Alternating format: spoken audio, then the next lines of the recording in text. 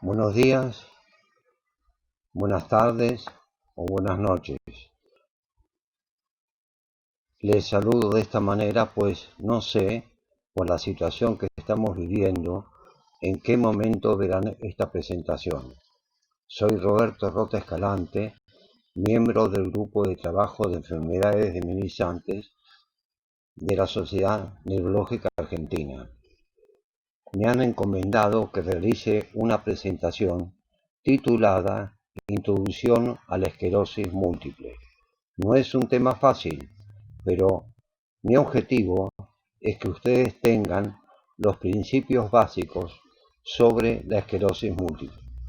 Bueno, aclarado esto, vamos al tema en cuestión, aclarando desde ya que algunos ítems serán completados por otros colegas. La esclerosis múltiple tiene varias denominaciones. Múltiple se llama por los americanos, esclerosis en placa por los franceses, esclerosis diseminada por los ingleses. Conceptos. Es una afectación del sistema nervioso por inflamación, desmineralización y neurodegeneración, presentes en distintos grados en todas las variables clínicas de la afección. Es una enfermedad no exclusiva de la sustancia blanca, donde hay desmineralización, sino que también hay compromiso de la sustancia gris, es decir, neurodegeneración, lo que significa también daño accional. Las formas inflamatorias, por supuesto, predomina la inflamación, y eso se llama esclerosis múltiple recaída remisión, y la neurodegeneración en un principio es de menor intensidad. Las formas progresivas predomina la neurodegeneración, en menor grado, mucho menor grado, la inflamación. Son dos, la esclerosis múltiple secundaria progresiva y la esclerosis múltiple primaria progresiva. No hay una única característica clínica o prueba diagnóstica patognomónica. El diagnóstico se basa en la integración de hallazgos clínicos, imágenes y de laboratorio. Acá tienen un cuadro, un ejemplo, dos estados de la forma de esclerosis múltiple recaída remisión. En la parte superior izquierda ustedes ven una placa desmineralizante, una imagen de resonancia que capta gadolinio y las recaídas, que es un brote o ataque clínico. Eso es la fase inflamatoria, que en un principio, como dije, predomina justamente la inflamación. A medida que pasa el tiempo, pasamos a una fase degenerativa, que se caracteriza por discapacidad, atrofia y daño axonal. La esclerosis múltiple es una enfermedad catastrófica por el impacto económico que genera en quienes la presentan y la financian. Es 3 veces más frecuente en la mujer. Es una enfermedad heterogénea, o sea que es un síndrome, y por eso también se llama el espectro de la esclerosis múltiple. Es una enfermedad con variedades clínicas diferentes, llamados fenotipos.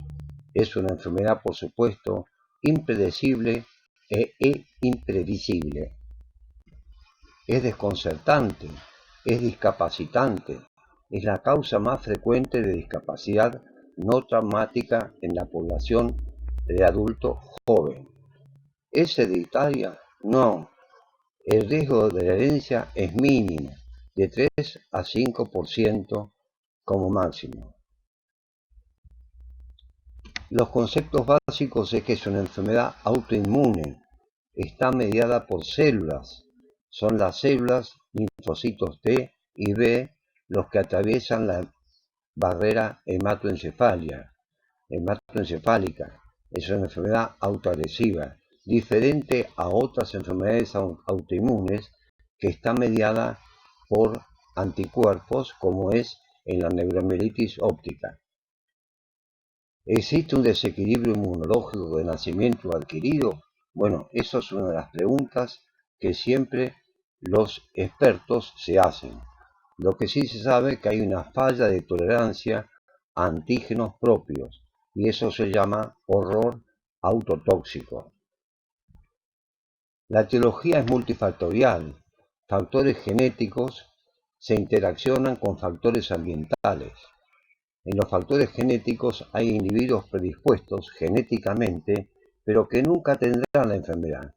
En cambio, otros, aún con los mismos gérmenes, sí la padecerán. Los factores ambientales la desencadenan en algún momento, en la infancia, quizá en la adolescencia, y aparece la enfermedad 5, 10 o 20 años después. Los factores ambientales pueden ser el virus, como el Epstein-Barr, tóxicos, el alcohol, el tabaquismo, la drogadicción, el clima, sobre todo el frío lluvioso, con menos horas de sol, menor cantidad de vitamina D, que es una molécula inmunomoduladora que se ha visto en la esclerosis múltiple recaída remisión. La zona geográfica es importante, se da principalmente lejos de Ecuador. En los países tropicales generalmente no. En zonas desérticas y correlación solar en menor proporción. La incidencia-prevalencia varía según regiones, con tasas de 8 a 10 nuevos casos por 100.000 en regiones latitudinales altas. Estimaciones actuales sugieren que más de 700.000 personas se ven afectadas en Europa, con más de 2,5 millones de casos en todo el mundo.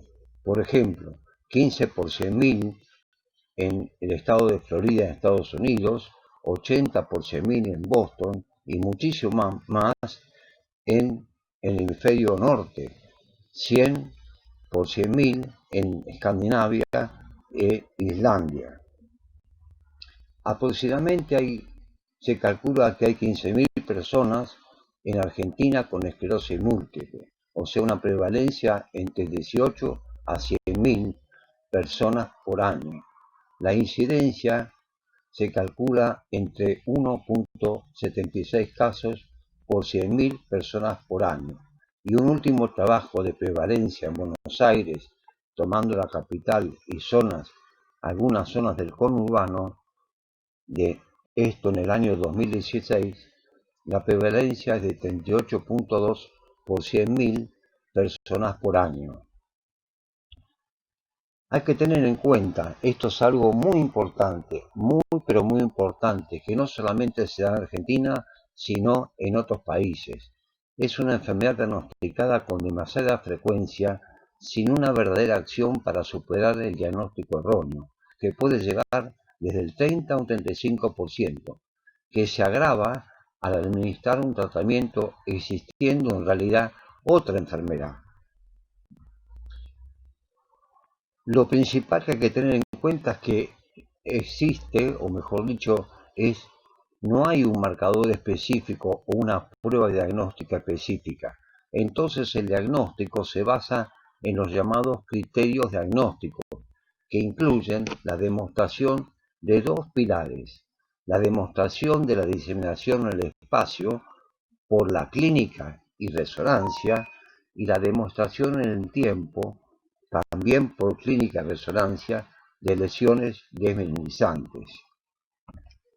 La diseminación en el espacio es el desarrollo de lesiones en distintas ubicaciones anatómicas dentro del sistema nervioso central. Indica un proceso del sistema nervioso central multifocal. La diseminación en el tiempo es la aparición de recaídas o también el desarrollo o aparición de nuevas lesiones del sistema nervioso en las imágenes de resonancia a lo largo del tiempo. Pero tanto una u otra, la diseminación en el espacio o en el tiempo, no es exclusivo de la esclerosis múltiple. Otras afecciones pueden tener estas características. Esto es muy importante a tener en cuenta. Los criterios. Ya dijimos, por la ausencia de un marcador específico, el diagnóstico continúa basándose en criterios que dan pautas o guías para el diagnóstico. A través del tiempo existieron muchos criterios para el diagnóstico, ya desde el año 1954. Uno de los fundamentales criterios fueron en el año 1983, realizado por Charles Posser, en ese año, para que los expertos y los investigadores en la realización de estudios y terapéuticos tuvieran en su investigación, hablaran el mismo idioma. Ese criterios de Posser todavía tienen actualidad y aún se sigan usando. Después, con el advenimiento en realidad de la resonancia, aparecieron los criterios de McDonald ya en el 2001 y después se fueron modificando en el 2005, después en el 2010 y la última revisión fue en 2017. ¿Qué significa revisión? Modificaciones o cambios realizados en los criterios. Deben considerar que los criterios actuales que se utilizan para el diagnóstico son los de Polman y colaboradores del 2010 y la revisión de ellos realizada por Thompson en el año 2017. Eso es lo que se utiliza como criterios diagnósticos en la actualidad. Estudios complementarios, hay muchos, pero hay que tener una aclaración fundamental. El diagnóstico de la múltiple es fundamentalmente clínico y el neurólogo tiene la obligación de conocer fehacientemente lo que es típico, lo que es poco común y lo atípico para la esclerosis múltiple.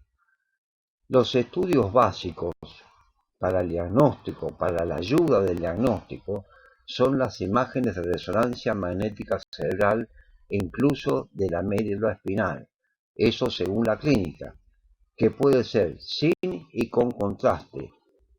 Ese contraste es el llamado gadolinio.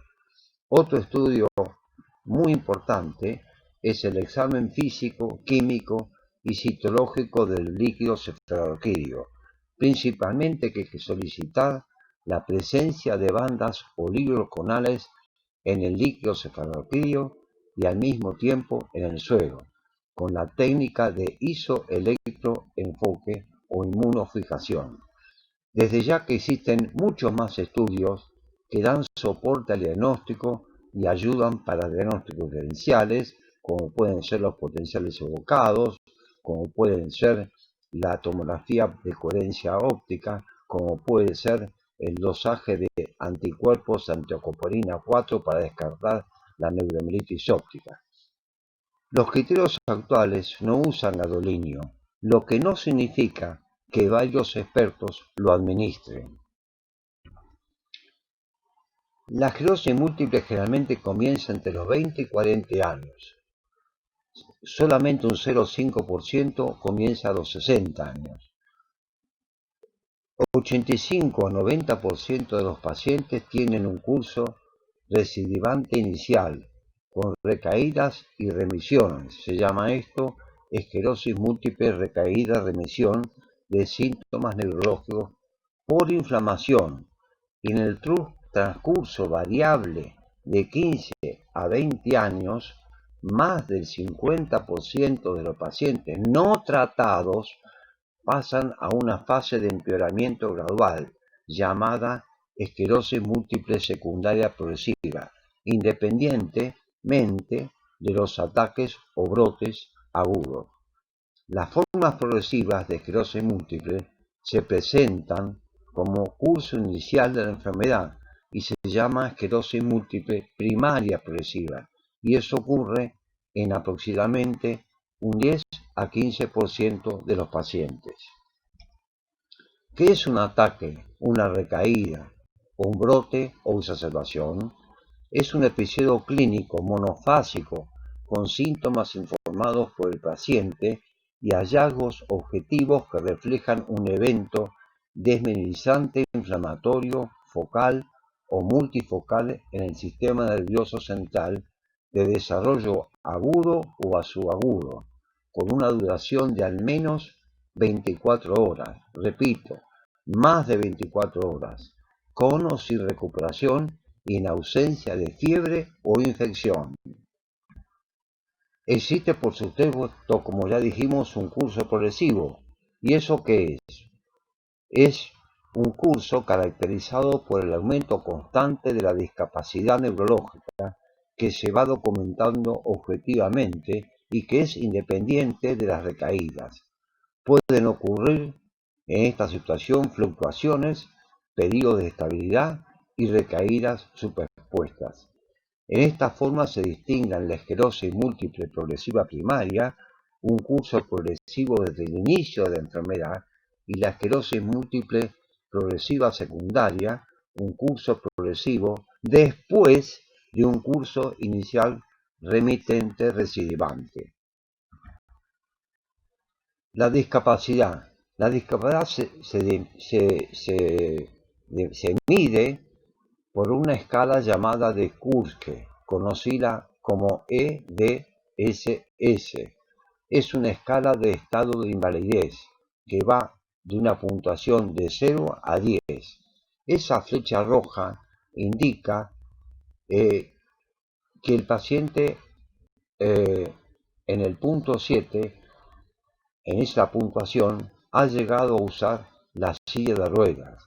Y esto es un elemento importante para saber la evolución del paciente con respecto a su incapacidad. Las variedades clínicas. Dijimos que la esclerosis múltiple es un espectro de la esclerosis múltiple, porque es una enfermedad heterogénea. Un comité de expertos como Fred Lublin publicaron en Neurology de 2004 un consenso hecho en el 2003 sobre una nueva definición de los subtipos de esclerosis múltiple y los llamaron fenotipos. Este comité dio definiciones para cursos clínicos de esclerosis múltiple. ¿Cuáles son esos fenotipos? Los síndromes clínicamente aislados, la esclerosis múltiple recaída-remisión, la esclerosis múltiple secundaria progresiva y la esclerosis múltiple primaria progresiva. Cada uno de ellos tiene una evolución natural. No se acepta todavía como fenotipo el síndrome radiológicamente aislado. ¿Y qué es el síndrome radiológico aislado? Se llama SRA o RIS. El síndrome radiológico aislado describe a sujetos que presentan de forma incidental lesiones en la sustancia blanca del sistema nervioso central por resonancia magnética indicativas de esclerosis múltiple y que cumplen con los criterios para diseminación en el espacio, pero no presentan signos ni síntomas de esclerosis múltiple. ¿Dónde se aprecia esto? Y cuando a veces se solicitan resonancias magnéticas por diferentes causas, por cefaleas, migrañas, traumatismo de cráneo, síncopes, y como resultado se encuentra que en la resonancia hay imágenes compatibles con esclerosis múltiple.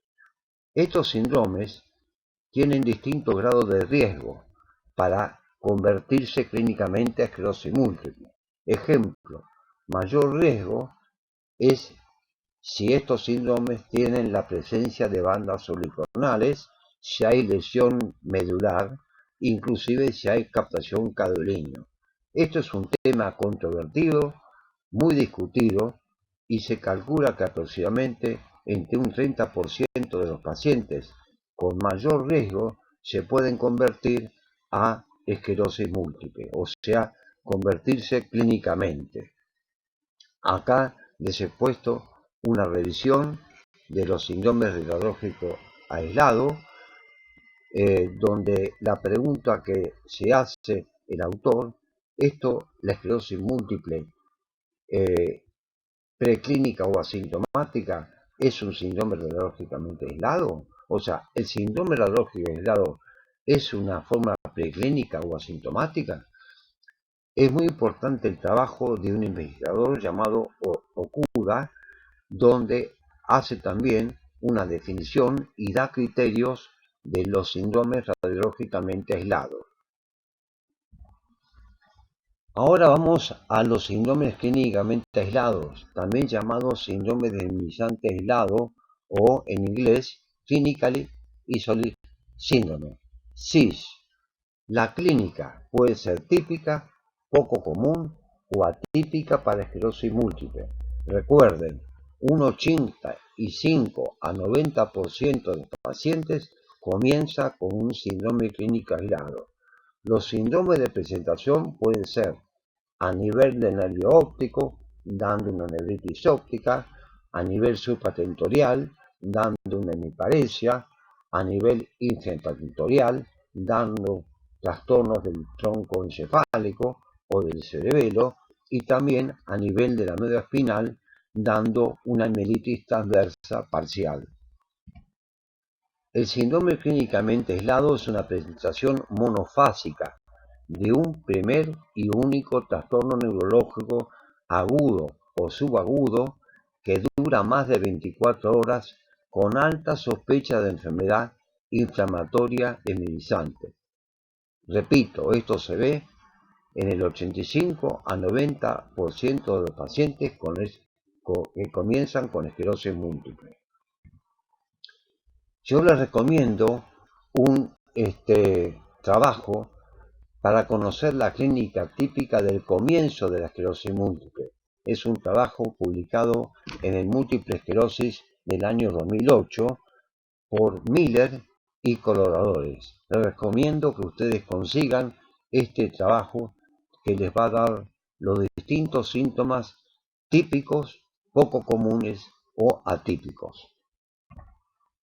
Repito, el síndrome clínicamente aislado no es esclerosis múltiple, aunque hay un riesgo alto de tenerla, obliga a realizar diagnósticos diferenciales, ya sea con enfermedades no desmineralizantes o también con enfermedades desmineralizantes. Vamos a hacer acá un algoritmo para que ustedes se puedan manejar o tener una idea. Ante un síndrome clínicamente aislado monofocal o monosintomático, hay que saber los antecedentes, hay que saber qué clínica tiene y hay que realizar, por supuesto, el examen clínico neurológico. La clínica puede ser típica, puede ser poco frecuente o atípica. Después que hicimos esto, tenemos que pedir una imagen de resonancia que se llama basal o inicial. Sería la primera resonancia, que generalmente se hace sin gadolínio según los criterios de resonancia de Swanton. También algunos expertos la hacen con gadolínio. La resonancia es de cerebro y también puede ser de la médula espinal. Si ese síndrome clínicamente típico al cual le pedimos una resonancia y encontramos diseminación en el espacio, la pregunta que surge es ¿cómo se convierte ese síndrome a esclerosis múltiple? Bueno, esa conversión puede ser de dos maneras. Una, porque existe un nuevo o segundo ataque clínico, y eso se llama diseminación en el tiempo, por clínica, y eso se denomina esclerosis múltiple clínicamente definida. Otra alternativa es que la conversión sea por resonancia magnética, en una resonancia de control, donde aparecen nuevas lesiones, y esa diseminación en el tiempo no es por clínica, sino que es por resonancia, y eso se llama esclerosis múltiple radiológicamente definida. Por lo general, esta última conversión de resonancia se anticipa a la conversión por clínica, o sea, antes que ocurra un brote. Otro elemento importante, nuevo, que ha aparecido en los últimos criterios es, siguiendo el algoritmo, ante un síndrome clínicamente focal, también los antecedentes, la clínica, el examen neurológico, pedimos por supuesto una resonancia basal o inicial, también sin gadolínio, según los criterios de estaño, de Swanton, algunos, le repito, hacen con gadolinio, de cerebro y medio espinal. Si tenemos de esta manera un síndrome clínicamente aislado típico, o sea, con clínica típica para la esclerosis múltiple, con una resonancia magnética que tiene diseminación en el espacio, la conversión a esclerosis múltiple también puede ser haciendo líquidos ferroquídeos. Y si en ese líquido aparece dos o más bandas oligogonales, eso se considera en la actualidad también esclerosis múltiple. Cuidado, esto no debe decirse que hay diseminación en el tiempo. No hay diseminación en el tiempo en este caso. Esto es un concepto actual de los últimos criterios.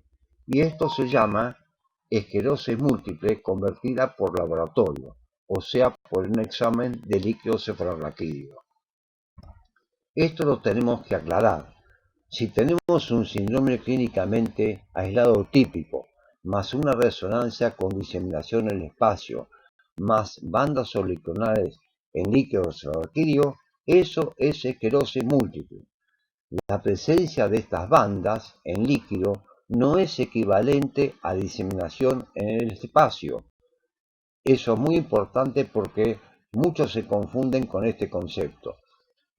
Una autora, Arrambide, refiere que en un manuscrito evaluamos el rol de las bandas en el contexto de los criterios diagnósticos de McDonald y observaron una alta especificidad para el diagnóstico de esclerosis múltiple a 3 años cuando combinan la diseminación en el espacio en resonancia junto con las bandas oligogonales.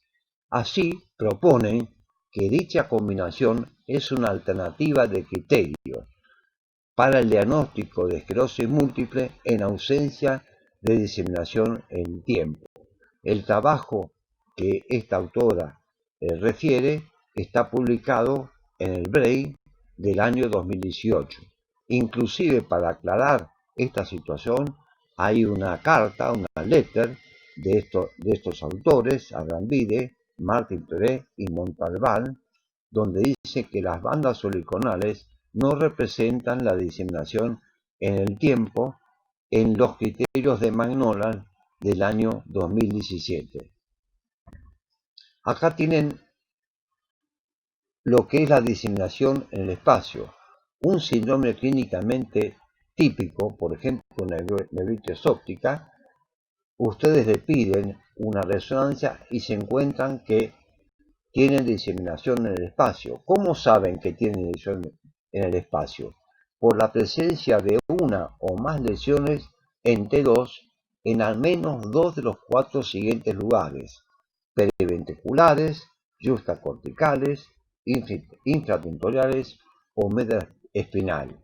Estos son los criterios de Swanton de 2007 y utilizados en los criterios de McDonald 2010 y en los últimos del año 2017. Vamos a hablar ahora a grandes rasgos de cada uno de los tipos de esclerosis múltiple. La esclerosis múltiple recaída-remisión, la enfermedad ya está establecida, es la forma más frecuente, más del 80% de los casos. Acá predomina la inflamación, hay ataques o brotes con total recuperación o con secuela y déficit residual sobre la recuperación. Hay que tener en cuenta que no todas las esclerosis múltiples recaída-remisión son iguales. Hay diferentes formas evolutivas con o sin progresión secundaria. Acá tenemos, si quieren llamarlo, un esquema donde están las formas evolutivas de esclerosis múltiple recaída-remisión. En la parte superior yo he puesto no activa o activa. No activa o activa. Activa significa que hay brotes o actividad en las imágenes de resonancia. ¿Qué significa? Que hay nuevas lesiones en la resonancia. Bueno, acá tienen un primer ejemplo donde hay remisiones completas, alternancia de brotes, y después sin progresión secundaria. Más abajo, la actividad, hay brotes y después una progresión secundaria que puede ser sin actividad. Otra forma es la actividad, o sea, brotes con imágenes de resonancia nuevas y después de un tiempo sin actividad, o sea, pero con progresión secundaria, es decir, donde la incapacidad o de la discapacidad va en aumento.